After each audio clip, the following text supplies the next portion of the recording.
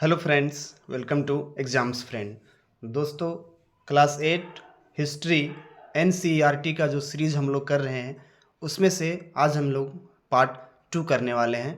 इस पार्ट में आपको व्यापार से साम्राज्य तक कंपनी की सत्ता स्थापित होती है, इसके संबंध में पूरी जानकारी आपको देने वाला हूं और वो भी बहुत शानदार तरीके से आपको देने वाला हूं। यदि आपने पार्ट 1 नहीं देखा है तो जाके देख लीजिए किस तरह सीटेट ने प्रश्न पूछा था और कैसे मैंने आपको अंडरलाइन करके हाईलाइट करके बताया है, वो आपके लिए बहुत ही महत्वपूर्ण है। चलिए पार्ट 2 हम शुरू करते हैं और जल्दी से इसके सभी के सभी इंपॉर्टेंट फैक्ट को हम लोग देख लेते हैं। यदि आप मेरे चैनल पर नए हैं तो इसे सब्सक्राइब कर लीजिए और इस वीडियो को लाइक कर दीजिए। चलिए हम अब यहाँ से इसको शुरू करते हैं। ये सबसे पहले स्टार्ट होता है, इसका आप देख सकते हैं, यहाँ से हमारा पार्ट स्टार्ट होता है। ये मुगल बादशाहों में औरंगजेब आखिरी शक्तिशाली बादशाह थे। याद रखिएगा, औरंगजेब आखिरी शक्तिशाली बादशाह थे।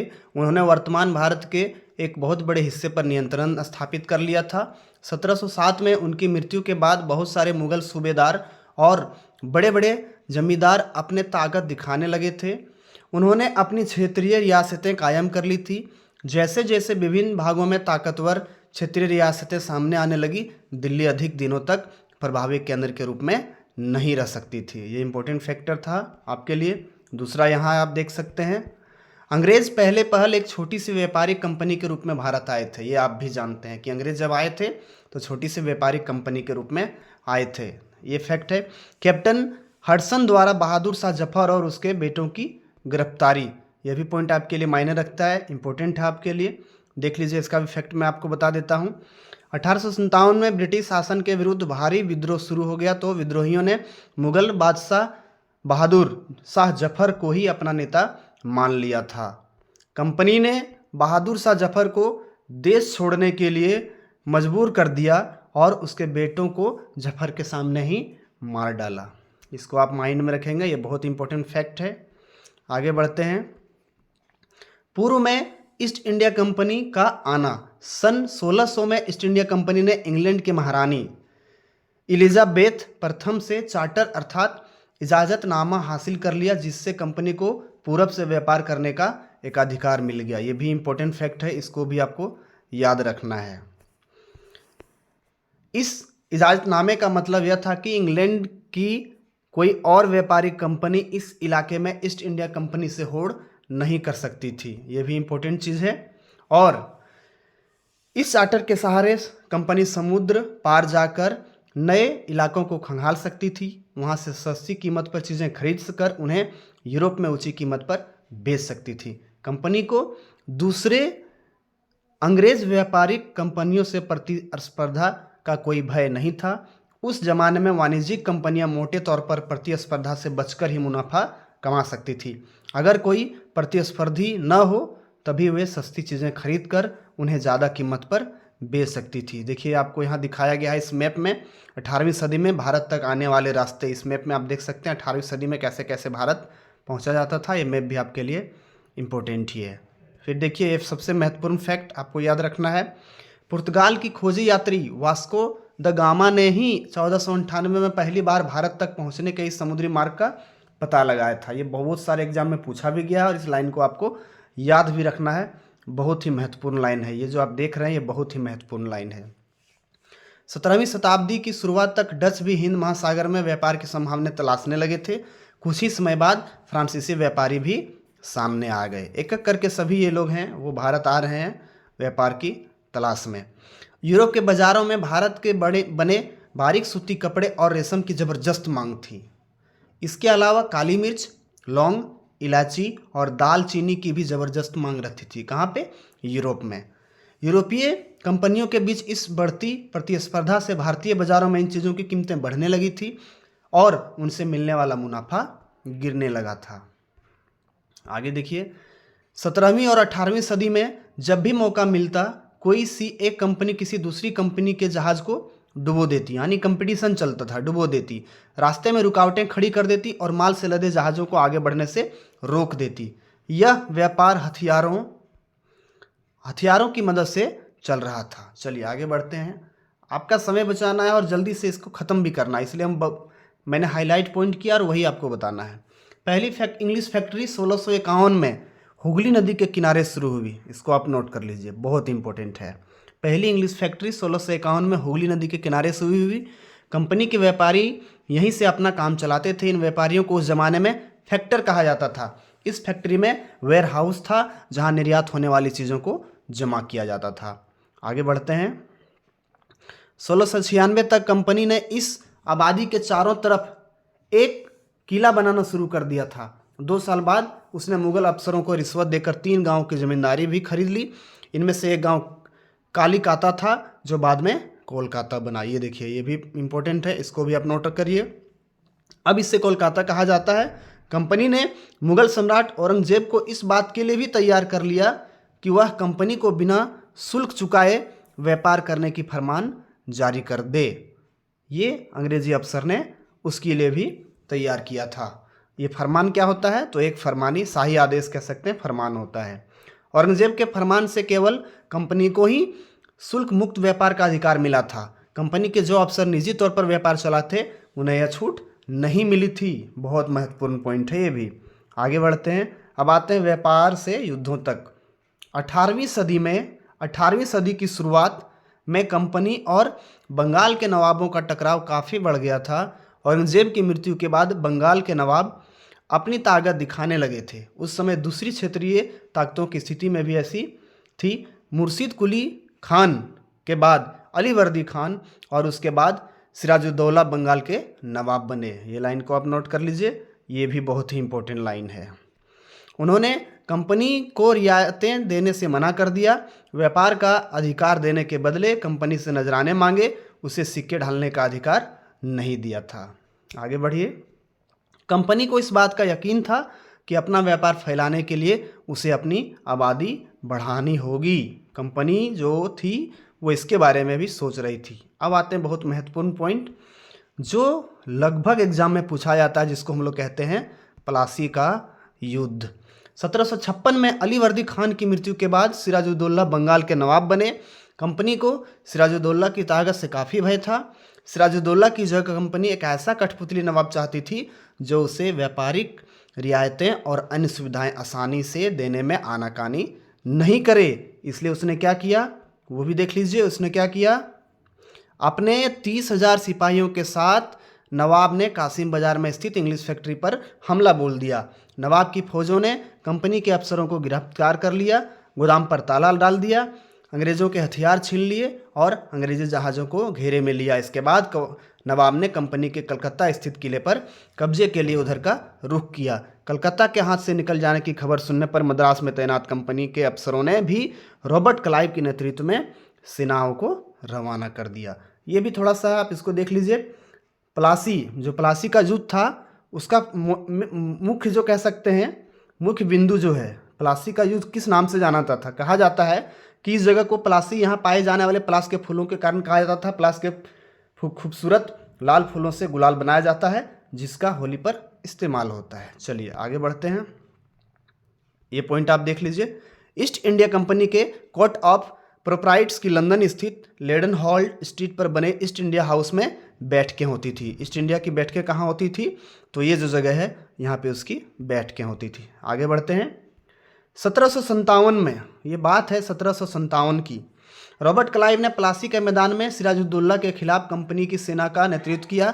नवाब सिराजुद्दौला की हार का एक बड़ा कारण उसके सेनापतियों में से एक मीर जाफर की कारगुजारियां भी थी। मीर जाफर की टुकड़ियों ने इस युद्ध में हिस्सा नहीं लिया। रॉबर्ट क्लाइव ने यह कहकर उसे अपने साथ मिला लिया कि सिराजुद्दौला को हटाकर मीर जाफर को नवाब बना दिया जाएगा। लालच दिया गया था उसे कि उसको हटाओ, मारो, फिर तुम्हें नवाब बनाया जाएगा। अंग्रेज़ों की तो काम ही यही थी, फूट डालो और राज करो। आगे बढ़ते हैं। प्लासी की जंग इसलिए महत्वपूर्ण मानी जाती है क्योंकि भारत में यह कंपनी की पहली जीत थी। ये क्वेश्चन में आता है कि भारत में कंपनी की पहली जीत कौन थी? तो वो थी प्लासी की युद्ध। प्लासी की जंग के बाद सिराजुद्दौला को मार दिया गया और मीर जाफर वहाँ का नवाब बना। आगे बढ़िए। जब मीर जाफर ने कंपनी का विरोध कर दिया, देखिए चूंकि उसे भी अपने प्रजा का ख्याल रखना था तो उसने भी कंपनी का विरोध किया। जब मीर जाफर ने कंपनी का विरोध किया तो कंपनी ने उसे हटाकर मीर कासिम को नवाब बना दिया। और जब मीर कासिम परेशान करने लगा तो बक्सर की लड़ाई हुई। और बक्सर की लड़ाई कब हुई? 1764 में। यह भी इंपॉर्टेंट फैक्ट है, इसको याद रखना है। में उसको भी हारना पड़ा। उसे बंगाल से बाहर कर दिया गया और मीर जाफर को दोबारा नवाब बनाया गया। अब नवाब को हर महीने 5 लाख रुपये कंपनी को चुकाने थे। कंपनी अपने सैनिकों खर्चों से निपटने, व्यापारिक ज़रूरतों तथा अन्य खर्चों को पूरा करने के लिए पैसा कमाना चाहती थी। और अंततः 1765 में मीर जाफर की मृत्यु हो जाती है। यानी अंग्रेज़ों ने किस प्रकार आपस में लड़ाया और बाद में उसी से उसने इनकम कमाया, ये आपको मुख्य रूप से यहाँ देखने के लिए मिल रहा है। आगे बढ़ते हैं। 1765 में मुगल सम्राट ने कंपनी को ही बंगाल प्रांत का दीवान नियुक्त कर दिया। 18वीं सदी की शुरुआत से ही भारत से इसका व्यापार बढ़ता जा रहा था, लेकिन उसे भारत में ज़्यादातर चीज़ें ब्रिटेन से लाए सोने और चांदी के बदले में खरीदनी पड़ती थी। यानी इंडिया से जो चीज़ें वो खरीदते थे उनको ब्रिटेन से जो सोना चांदी लाते थे उसके बदले में लेते थे। लेकिन प्लासी की जंग के बाद ब्रिटेन से सोने की निकासी कम होने लगी और बंगाल की दीवानी मिलने के बाद तो ब्रिटेन से सोना लाने की ज़रूरत ही नहीं रही। अब यहीं का पैसा यहीं यूज़ करने लगे वो लोग, वहाँ से लाने की कोई ज़रूरत थी ही नहीं। आगे बढ़ते हैं। प्लासी के युद्ध के बाद बंगाल के असली नवाबों को इस बात के लिए बाध्य कर दिया गया कि वे कंपनी के अफसरों को निजी तोहफे के तौर पर ज़मीन और बहुत सारा पैसा दें। खुद रॉबर्ट क्लाइव ने भारत में बेहिसाब दौलत जमा कर ली थी। देखिए, ये भी एग्जाम में आया था। कंपनी का वह कौन सा अफसर था जिसने भारत में बेहिसाब दौलत जमा की थी? तो वो था रॉबर्ट क्लाइव।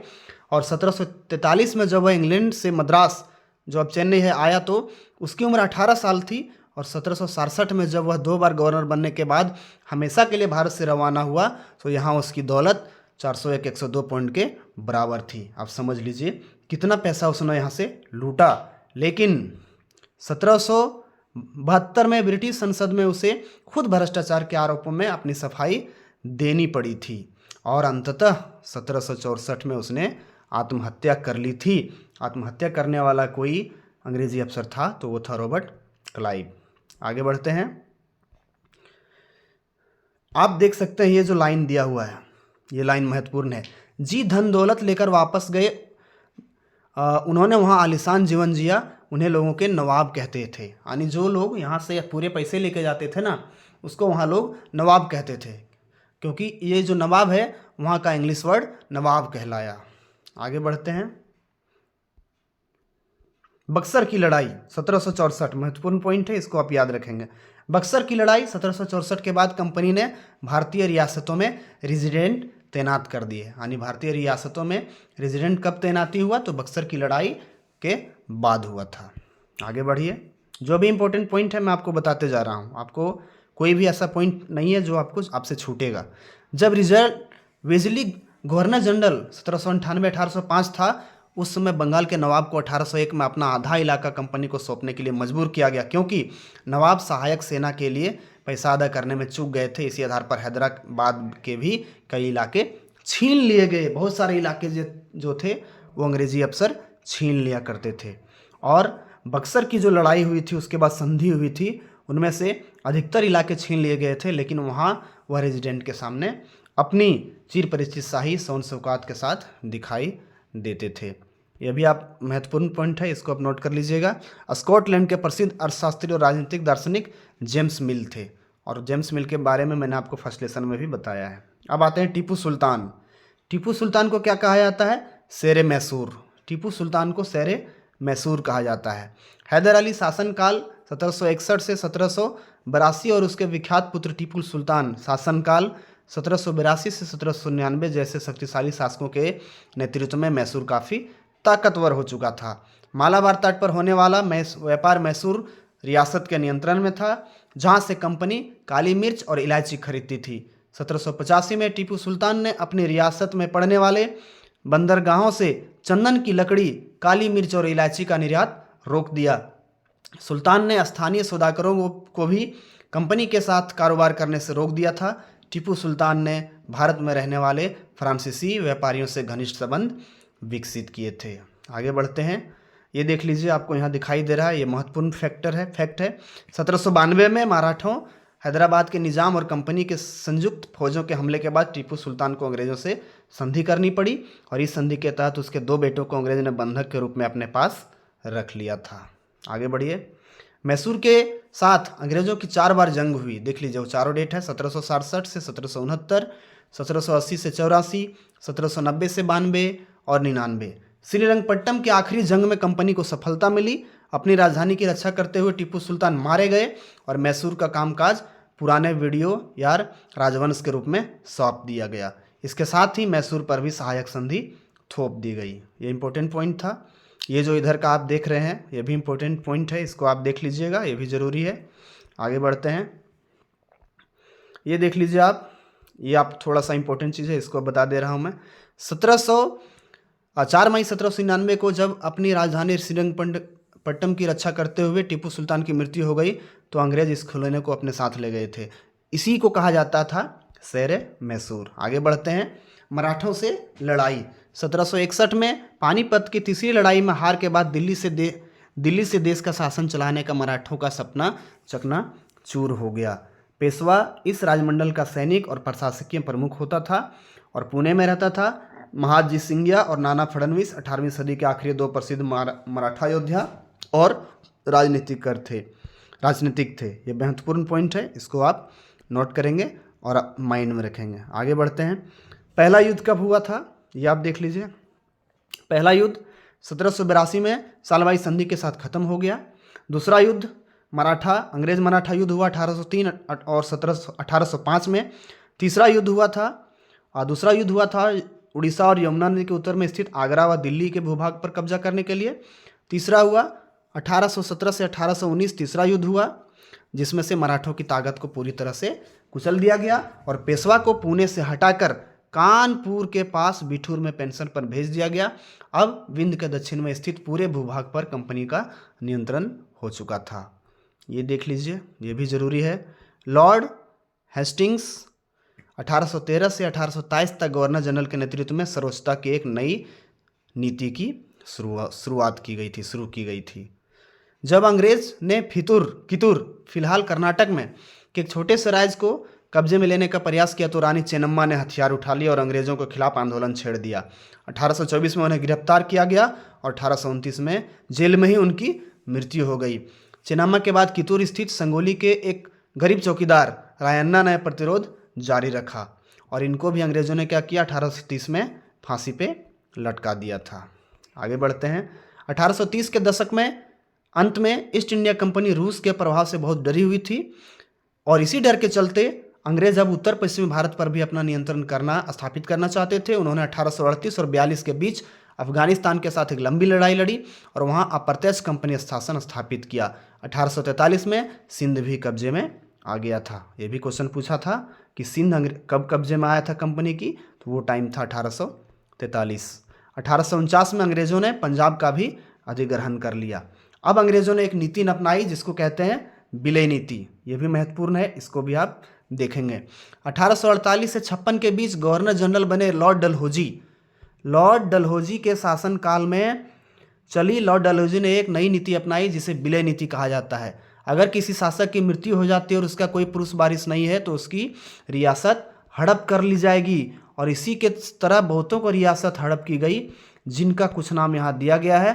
सतारा, संबलपुर, उदयपुर, नागपुर और झांसी अंग्रेजों के हाथ में चली गई। कब गई उसका डेट भी यहाँ पे आपके सामने दिया हुआ है। आखिरकार 1856 में कंपनी ने अवध को भी अपने नियंत्रण में ले लिया। प्रिय नवाब को जिस तरह से गद्दी से हटाया गया उसे देखकर लोगों में गुस्सा भड़का और अवध के लोग भी 1857 के महान विद्रोह में शामिल हो गए। आगे ये मैप देख लीजिए, बहुत ही इंपॉर्टेंट मैप है। इस मैप में आपको बताया गया है, शुरू में आपको ये जो दिख रहा है कुछ ब्रिटिश शासन के अधीन क्षेत्र, ये जो आपको येलो कलर दिख रहा है वहाँ पे सिर्फ शासन था, बाकी में राजे रजवाड़ों का शासन था। फिर आपको देखिए यहाँ पे इतना बढ़ा और आगे देखिए आपको कितने क्षेत्रों में ब्रिटिश ने शासन करना प्रारंभ कर दिया था। आगे बढ़ते हैं, नए शासन की स्थापना। गवर्नर जनरल वॉरेन हेस्टिंग्स 1773-85 उन बहुत सारे महत्वपूर्ण व्यक्तियों में से था जिन्होंने कंपनी की ताकत फैलाने में महत्वपूर्ण भूमिका निभाई। वॉरेन हेस्टिंग्स के समय तक आते आते कंपनी ने न केवल बंगाल बल्कि बम्बई और मद्रास में भी सत्ता हासिल कर लिया था। उस टाइम 3 प्रेसिडेंसी थे मुख्य रूप से, बंगाल, मद्रास और बम्बई, और हर एक का शासन गवर्नर के पास होता था। सबसे ऊपर गवर्नर जनरल होता था। वॉरेन हेस्टिंग्स ने कई प्रशासकीय सुधार किए। न्याय के क्षेत्र में उसके सुधार खासतौर से उल्लेखनीय थे। आप इसको भी थोड़ा एक नज़र देख लेंगे, ये भी आपके लिए महत्वपूर्ण है। आगे बढ़ते हैं। 1772 से एक नई न्याय व्यवस्था स्थापित की गई, जिसमें फौजदारी अदालत और दीवानी अदालत का इंट्रोडक्शन हुआ, और तभी से मौलवी और हिंदू पंडित उनके लिए भारतीय कानून की व्याख्या करते थे। आगे बढ़ते हैं। ये आप देख रहे हैं संसद भवन, ये उनके लिए जो दरबार था वो दिखा गया है आपको। ये भी इंपॉर्टेंट पॉइंट है इसको। अब जब वॉरेन हेस्टिंग्स 1875 में इंग्लैंड लौटा तो एडमंड बुर्के ने उस पर बंगाल का शासन सही ढंग से नहीं चलाने का आरोप जड़ दिया था। आगे बढ़ते हैं। 1775 में पंडितों को भारतीय कानून का एक संकलन तैयार करने का काम सौंपा गया। NB हॉलहेड ने इस संकलन का अंग्रेजी में अनुवाद किया। देखिए ये पूछा गया है क्वेश्चन, किसने अनुवाद किया था? तो वो था NB हॉलहेड। संकलन का अनुवाद अंग्रेजी में किया था। 1778 तक यूरोपीय न्यायाधीशों के लिए मुस्लिम कानूनों को भी एक संहिता तैयार की गई थी, और 1773 के रेगुलेटिंग एक्ट के तहत एक नए सर्वोच्च न्यायालय की स्थापना की गई। ये इंपॉर्टेंट पॉइंट है, इसको भी याद रखिएगा। नए सर्वोच्च न्यायालय की स्थापना कब? 1773 में, और रेगुलेटिंग एक्ट के तहत की गई, जबकि भारतीय जिले में कलेक्टर सबसे बड़ा ओहदा होता था। आगे चलते हैं। अंग्रेज अपनी सेना को सिपॉय, जो भारतीय शब्द सिपाही से बना है, आर्मी कहते थे। अंग्रेज अपनी सेना को क्या कहते थे? सिपॉय कहते थे। ये भी क्वेश्चन आया है। आगे बढ़ते हैं। जो भी इंपॉर्टेंट फैक्ट है आपको मैं पूरा बताऊंगा, छूटना नहीं चाहिए कुछ। 19वीं सदी की शुरुआत में अंग्रेज एक समरूप सैनिक संस्कृति विकसित करने लगे थे। सिपाहियों को यूरोपीय ढंग का प्रशिक्षण, अभ्यास और अनुशासन सिखाया जाने लगा था। आगे बढ़ते हैं।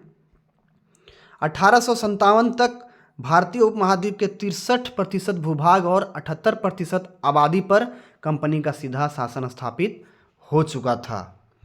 तो दोस्तों ये थे आपके पार्ट 2 के लेसन 2 के सभी इंपॉर्टेंट्स फैक्ट जो मैंने आपको हाईलाइट करके दिखाया। बस इसके बाद आपको इसके लेसन 3 यानी पार्ट 3 वीडियो आपको मिलने वाली है। मिलते हैं अगले वीडियो में, तब तक के लिए जय हिंद।